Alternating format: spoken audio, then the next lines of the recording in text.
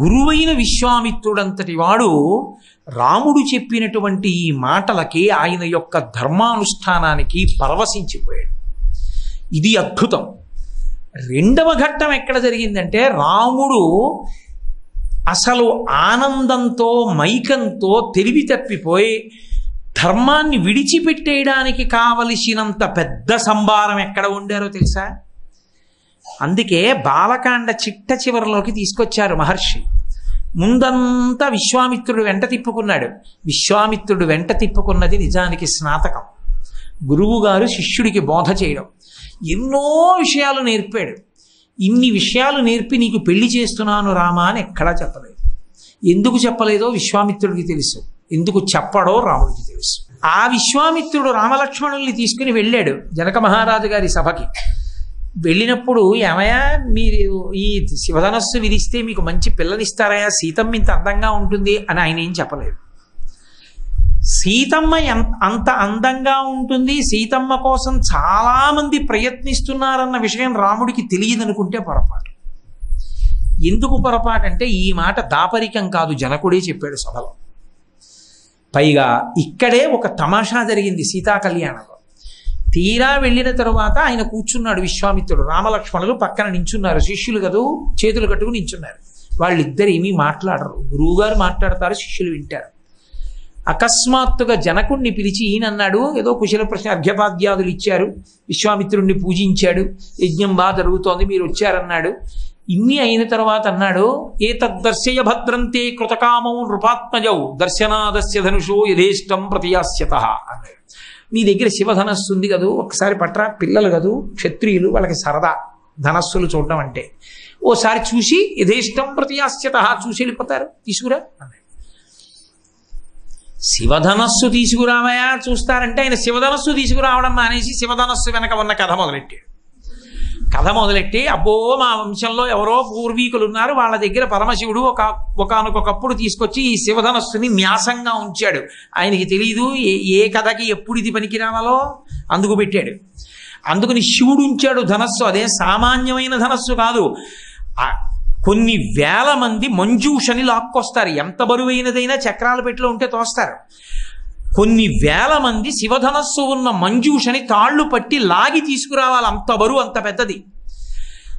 ఈ అమ్మాయి నా కూతురు కాదు, కానీ నా కూతురే ఈ సీతమ్మ.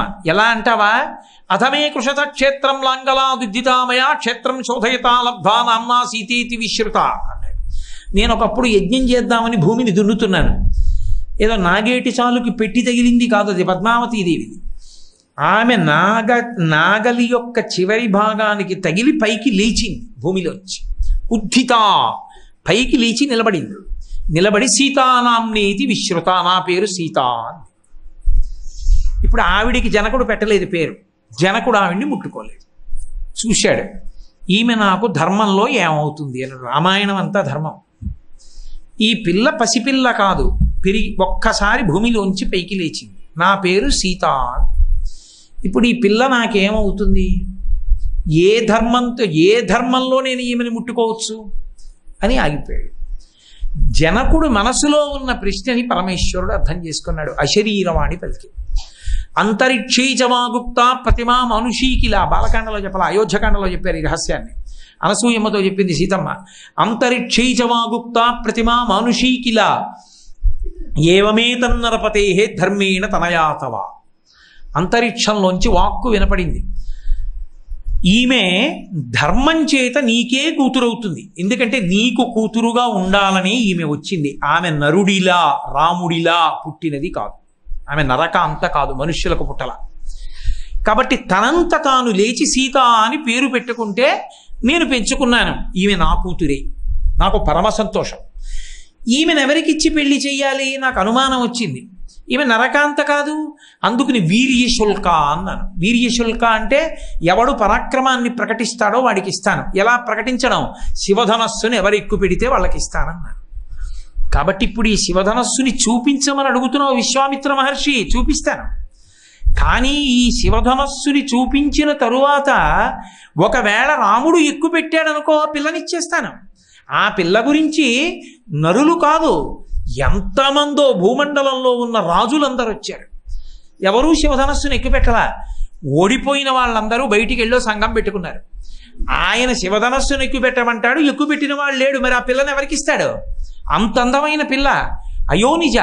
ఆ పిల్లని చేసుకోవాలని వీళ్ళందరూ కలిసి నన్ను చంపి పిల్లని ఎత్తుకుపోదామని ప్రణాళికా నిర్మాణం చేసుకుని యుద్ధానికి వచ్చారు. నేను కోటలో ఉండి యుద్ధం చేశాను, ఆహార పదార్థాలు అయిపోయి. అప్పుడు నేను దేవతల్ని ప్రార్థన చేశాను. దేవతలు నాకు ఆయుధ సంపత్తిని సైన్యాన్ని ఇస్తే ఆ రాజులందరినీ ఓడించాను. ఇంత పెద్ద కథ ఉంది. అంటే ఈమెని పెళ్లి చేసుకోవాలని కోరుకోని రాజు లేడు భూమండలంలో, అంత అందగత్తె. ఇప్పుడు నిజంగా రాముడు శివధనస్సు ఎక్కుపెట్టాడు అనుకోండి, కనీసం ఆవిడ ఒకసారి చూద్దాం అనిపిస్తుంది, అనిపించదు. కాబట్టి ఇప్పుడు ఆ ధనస్సుని తీసుకొచ్చి అక్కడ పెట్టాడు. పెడితే విశ్వామిత్రుడు ఎంత తమాషాగా మాట్లాడతాడంటే, ఆయన ఎక్కడ ధనస్సు ఎక్కువ పెట్టని ఆయన లేదు. వత్స రామ ధనుప్పస్య ఇది రాఘవం అబ్రవీత్. చూడబోయ్ రామ, ఆయన ఎంత తమాషాగా మాట్లాడతాడంటే, గురుగారు ఎక్కువ పెట్టయినా అంటే సీతమ్మని పెళ్లి చేసుకోనా అని అర్థం రాదు. అందుకని ఆయన దగ్గరికి వెళ్ళి అంటాడు, ఇదం వరం బ్రహ్మం సంస్పృశామిహ పాణినా. గురువుగారు మీరు ఓ అంటే ఒక్కసారి ముట్టుకుందాం అనుకుంటున్నాను, వేపనే తోలనే పివా, తర్వాత ఎక్కువ పెట్టాలనుకుంటున్నాను. క్షత్రియుడు కదూ, సరదా ఉండదు. ఇప్పుడు ఎక్కువ పెట్టి పెళ్లి చేసుకోని విశ్వామిత్రుడు అనడం. ఎందుకు అనడంటే, అది మా నాన్నగారు కదండి నిర్ణయం చెయ్యాలంటాడు. నరుడు కదూ, అప్పుడు ఎంత గౌరవభంగం. అందుకే అనడు విశ్వామిత్రుడు ఆ మాట. రాముడి ధర్మం ఏమిటో విశ్వామిత్రుడికి తెలుసు, గురువుకి. కాబట్టి ఆయన ఇలా అన్నాడు. బాఢం, జనకుడు విశ్వామిత్రుడు ఇద్దరు ఒకేసారి. అలాగే బాఢం, ఈ మాట ఉపనయన మంత్రకృతిలో ఎక్కువ వస్తుంది, బాఢం బాఢం బాఢం అని. ఆయన వెంటనే ఆ శివధనస్సుని ఇలా తీసి ఎక్కుపెట్టి ఆ తాడు విప్పి ఒక్కసారి ఆ పైకి కట్టి ఉంచాడు. ఉంచి కడుతున్నాడు. అంతే, పెళపెళ ధ్వనులతో శివధనుర్భంగం అయింది. సభలో ఎవ్వరూ లేరు, అందరూ మూర్చిపోయారు. ఒక్క జనకుడు, విశ్వామిత్రుడు, రాముడు, లక్ష్మణుడు తప్ప వేరొకడు లేరు. ఈ నలుగురి స్పృహలో ఉన్నవాళ్ళు. వెంటనే జనక మహారాజు గారు లేచి స్వర్ణపాత్రతో నీళ్లు అందుకున్నాడు. అత్యద్భుతమతించ అతర్కితమిదమ్మయా జనకానాం కులే కీర్తిం మహరిష్యతి మే సుత సీతాభర్తారమాసాద్య రామం దశరథాత్మజం అన్నాడు. ఓ విశ్వామిత్ర మహర్షి, అద్భుతం. నేను ఏ మహానుభావుడు నా అల్లుడని ఎదురు చూస్తున్నాను. శివధనస్సును ఎక్కుపెట్టిన వాడు అల్లుడని దొరికాడు. నా కూతురికి తగిన వరుడు దొరికాడు, కన్యాదానం చేసేస్తున్నానని చెప్పి గబగబా బంగారు పాత్రతో నీళ్లు పట్టుకుని రాముడి దగ్గరికి వచ్చాడు. గురువుగారు ఏమీ ఇలా అనలేదు, అలాగే చూస్తున్నారు. సామాన్యుడు కాడు, మహానుభావుడు. ముందు నింద చేశాడు. ఆ ఆత్మగతిర్మానుషానంచ ధనుషస్య ప్రపూరణే ఆరోపణే సమాయోగే వేపనే తొలనేపివా అన్నాడు. ఆ నరుడు ఏమి ఎక్కువ పెడతాడన్నాడు. అంటే ఆ కాలంలో రాక్షసులు కాదు, నరులు కూడా నరుల గురించి తక్కువ చేసి మాట్లాడారు జనకుడు అంతటి వాడు. తీరా రాముడు శివధనుర్భంగం చేస్తే బంగారు పాత్ర పట్టుకుని వచ్చేసాడు కన్యాదానం చేసేస్తానని. దగ్గరికి జనకుడిని రానిచ్చాడు. ఏమనుకుంటారో, ఇంత శివధనుర్భంగం చేసిన తర్వాత ఇప్పుడు కాదంటేనో అని. కానీ గురువుగారు చూస్తున్నారు కదా, గురువుగారు ఏం అనలేదు కదా, అంటే మనం చేసుకోవాలి కదా అని. కానీ ఏం అనుమానం లేదు. తస్మాత్ శాస్త్రం ప్రమాణంతే. ఆయనకి శాస్త్రం ప్రమాణం, ధర్మం ప్రమాణం. వెంటనే ఆయనతో అన్నాడు, నేను కాదు చేసుకోవలసింది, నేను ఎవరిని భార్యగా చేసుకోవాలో నిర్ణయించవలసిన వాడు నా తండ్రి. ఆశ్చర్యపోయి జనకుడు అలా నిలబడిపోయాడు. ఈ మాట రామాయణం బాలకాండ సీతారామ కళ్యాణంలో మీకు కనపడదు. దీన్ని ఆపారు మహర్షి. ఈ రహస్యం ఎక్కడ తెప్పించారో తెలుసా? సీతమ్మ తల్లి అనసూయమ్మతో చెప్పింది ఈ రహస్యాన్ని. మా ఆయన ఏమంత తొందరగా నన్ను పెళ్లి చేసుకోలేదమ్మా, ఎంత కథ నడిచింది అనుకుంటున్నారు? మా నాన్నగారు పాపం బంగారు కలశ పట్టుకెడితే దీయమానాం నతుతదా ప్రతిజగ్రాహ రాఘవ అవిజ్ఞాయ పితుశ్చంద అయోధ్యాధిపతే హే ప్రభో. ఇవ్వడానికి మీరెవరు, పుచ్చుకోవడానికి నేనెవరు? ఒక కుటుంబంలో కొడుకుకి భార్యగా ఇంట్లోకి ఎవరు రావాలని నిర్ణయించవలసిన వాడు తండ్రి ఒక్కడే. నా గురువు, నా తండ్రి, అయోధ్యాధిపతి దశరథ మహారాజు గారు ఉన్నాడు. ఆయన చెప్పాలి. ఆయన వచ్చి, రామా ఈ పిల్ల మెళ్ళలో తాళి కట్టు, నీకు అన్ని విధాలా యోగ్యురాలు అంటే కట్టుతాను తప్ప శివధనస్సు ఎందుకు ఎక్కువ పెట్టావంటే క్షత్రియుని కాబట్టి ఎక్కువ పెట్టాను. ఇక సీతను ఎందుకు చేసుకుంటారంటే మా నాన్నగారు చెప్తే చేసుకుంటాను, ధర్మం. ఇంటికి కోడలుగా తెచ్చుకునేటప్పుడు నిర్ణయం ఎవరిది అంటే తండ్రిది. తండ్రి నిర్ణయం చేస్తే కోడలు వస్తుంది, అంతేగాని తండ్రి నిర్ణయించకుండా కొడుకు స్వతంత్రిస్తే అంతకన్నా ధూర్తులైన కొడుకు ఇంకొకడు లేడు. జన్మ జన్మాంతరముల ఎంతటువంటి కొడుకు వద్దని తండ్రి దండం పెట్టుకోవాలి. కాబట్టి తండ్రిది నిర్ణయాధికారం. రామాయణం ధర్మాన్ని ప్రతిపాదనం చేస్తుంది. కాబట్టి రాముడు ఈ మాట అన్నాడమ్మా, అంత తొందరగా నన్ను పెళ్లి చేసుకోలేదు. అప్పుడు కబురు చేశారు.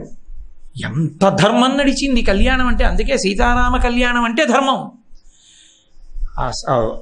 దూతల్నిచ్చి పంపాడు. వాళ్ళు గుర్రాల మీద ఆగకుండా ప్రయాణం చేసి అయోధ్యానగరాన్ని చేరారు. దశరథ మహారాజు గారి దగ్గరికి వెళ్ళి చాలా తక్కువ మాట్లాడతారు. ప్రాజ్ఞుడు, మహానుభావుడు, ఏం తక్కువవాడు కాదు ఆయన.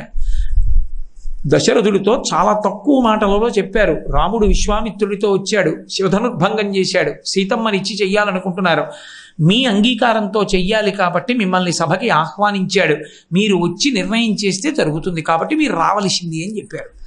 వెంటనే దశరథుడు అన్న మాట నిజంగా రామాయణంలో ఏవి జీవధారండి. రామాయణం అంతా ధర్మమే. ఆయన ఒక్క క్షణం ఆలోచించలేదు. వెంటనే ఇటు తిరిగి వశిష్ఠాదుల వంక చూశాడు, ఋషుల వంక చూసి అన్నాడు, ఇదితో రోచతే వృత్తం జనకస్య మహాత్మనః. ఒకవేళ మీకు జనక మహారాజు గారి యొక్క ఆచారము నచ్చితే, ఆచారము అంటే నడవడి, ఏది ప్రధానం అంటే కోడల్ని తెచ్చుకునేటప్పుడు ఆ ఇంట్లో ఉండే వాళ్ళ నడవడిని పరిశీలించాలి. కాబట్టి ఇదితో రోచతే వృత్తం జనకస్య మహాత్మనః, మీకు కాని జనకుడి ఆచారం నచ్చితే నాకు చెప్పండి, మనం ఆలస్యం చెయ్యొద్దు. మా భూత్కాలస్య పర్యయ, వెంటనే బయలుదేరి వెళ్ళిపోదాం. ఏదో 10 రోజులు సమయం తీసుకోకూడదు. ఏది ఆధారం చేసుకుని నిర్ణయం చెయ్యాలో దాన్ని ఆధారం చేసుకుని నిర్ణయం చెయ్యాలి. పెద్దలు మీరున్నారు, చెప్పండి, చేసుకోవచ్చా జనకుడి కూతుర్ని అని అడిగాడు. జనకుడా మహానుభావుడు, గొప్ప ధార్మికమైన నడవడి ఉన్నవాడు, తమ్ముడు కుశధ్వజుడు అటువంటి వాడు, కాబట్టి చేసుకోవచ్చు అన్నాడు. దశరథుడు పెద్దవాడు, అప్పటికి చాలా వృద్ధుడు. తన సైన్యాన్ని ముందు పంపాడు, ఋషుల్ని పంపించాడు, గురువుల్ని. నేను వస్తున్నాను వెనకాతలని బయలుదేరాడు. వెళ్ళారు. సీతారామ కళ్యాణం జరగడానికి ప్రధాన హేతువేది అంటే దశరథ నిర్ణయం, జనకుడి నిర్ణయం కాదు. వాళ్ళిద్దరూ కాదు నిర్ణయం చేసింది, వాళ్ళిద్దరూ కూర్చున్నారు. కూర్చుని జనక మహారాజు గారి పనుపున పౌరోహిత్యాన్ని వశిష్ఠుడు నిర్వహించాడు.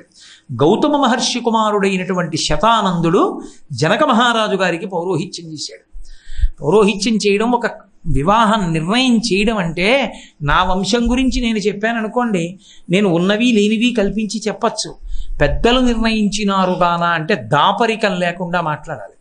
అందుకే వశిష్ఠ మహర్షిని పిలిచి నా వంశం ఏమిటో చెప్పన్నాడు. ఈ వంశానికి ఆ వంశం సరిపోతుందా, చేసుకోవచ్చా అసలు?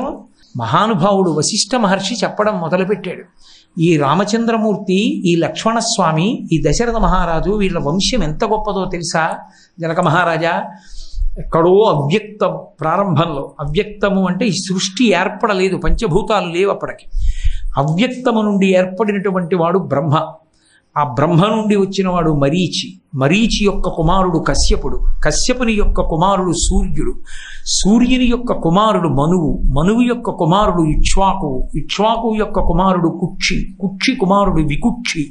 వికుక్షి కుమారుడు బాణుడు. బాణుని కుమారుడు అనరణ్యుడు. అనరణ్యుని కుమారుడు పృథువు. పృథువు యొక్క కుమారుడు త్రిశంకుడు. త్రిశంకుని యొక్క కుమారుడు యవనాశ్వుడు, అతనికే దుందుమారుడు అని ఒక పేరు. ఆ దుందుమారుని యొక్క కుమారుడు మాంధాత.